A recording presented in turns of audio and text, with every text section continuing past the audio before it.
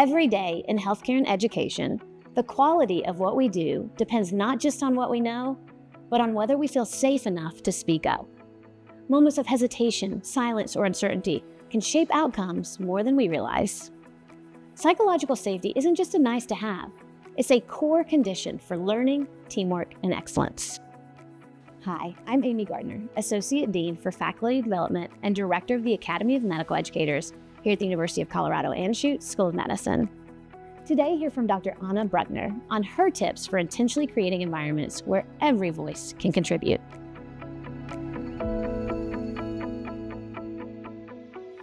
Have you ever held back from speaking up? Maybe you had a concern, an idea, or even a question, but chose silence instead.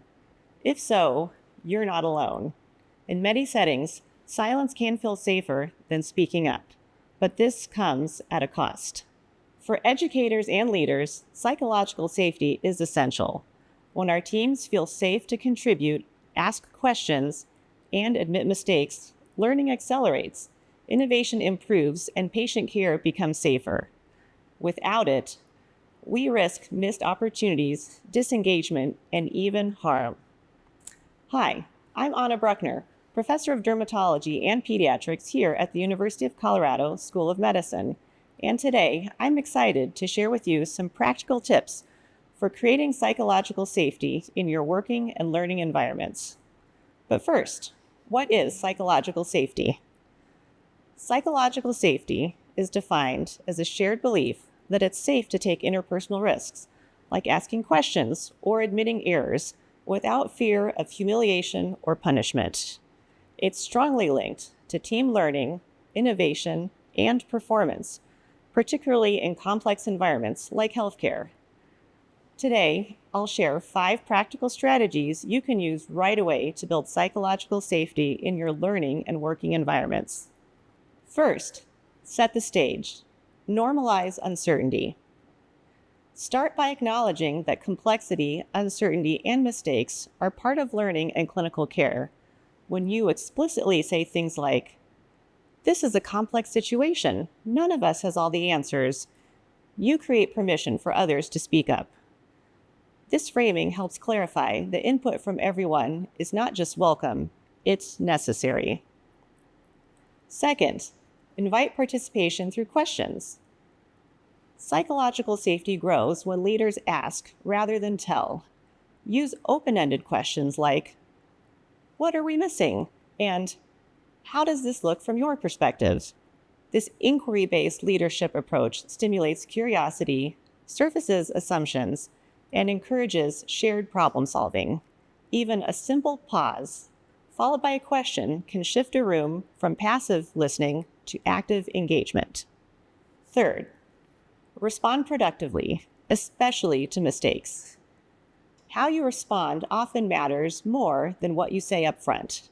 When someone raises a concern or admits an error, respond with appreciation. Consider responses such as, "Thank you for bringing this up," and "Let's figure this out together." Avoid defensiveness or blame. Instead, focus on learning and forward movement. This reinforces that speaking up leads to improvement, not punishment. Fourth, model vulnerability and humility. Remember, leaders set the tone. When you acknowledge your own uncertainty or mistakes, you normalize that behavior for others. Simple statements like, "I may be wrong, what do others think?" or "I learned something from that mistake," demonstrate humility and signal that it's safe to be imperfect and that we are all growing and learning, regardless of career stage. This is especially important in hierarchical environments like academic medicine. Finally, create structured opportunities for input. Don't rely on spontaneous speaking up. Make deliberate efforts to build it into your workflow. Examples can include 1. Team huddles or debriefs, 2. Asking each person for input during rounds, or 3. Using a timeout or stop the line moments to pause and reassess. These structures reduce power gradients and ensure every voice has a path to be heard. These 5 strategies work best when used consistently over time. Psychological safety isn't created in a single moment, it is built through repeated signals that people are valued, heard, and supported. When done well, it fosters trust, improves learning, enhances teamwork, and ultimately leads to better outcomes for our learners, teams, and patients. This week, try one small step. Ask one more question than you usually would, and pause long enough to truly hear the answer. You might be surprised what your team is ready to share.